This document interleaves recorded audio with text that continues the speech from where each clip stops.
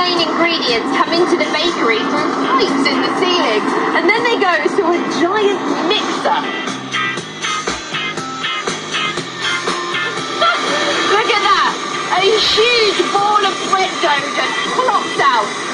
That would make one enormous loaf of bread, wouldn't it? The dough goes into this machine to be divided. Each chunk makes one loaf. If you've ever made bread at home, you'll know you have to do something called kneading. And kneading is when you use the heel of your hand to press and stretch the dough. It makes it stretchy and elastic, which helps the bread to rise. Kneading takes quite a long time, so the bakery have come up with this clever cone-shaped machine to do the job quickly. Look how fast the dough is whizzing around the machine being kneaded.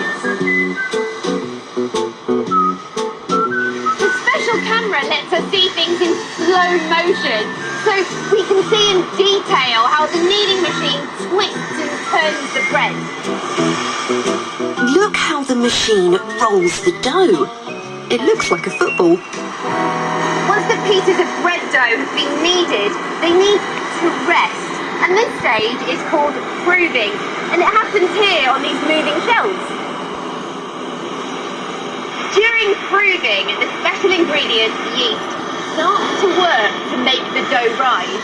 And after about 8 minutes, the dough is dropped onto these conveyor belts, where it goes to get rolled.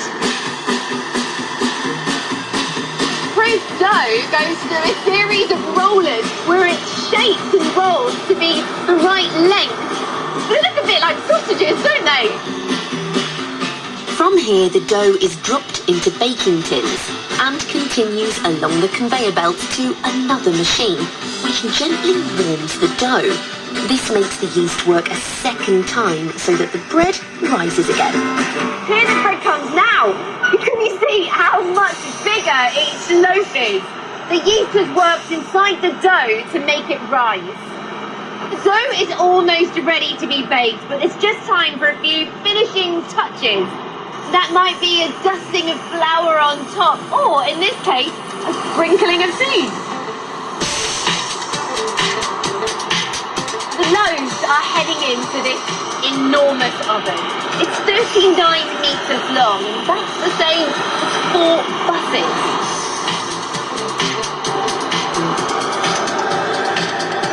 The loaves stay in the oven for around 25 minutes.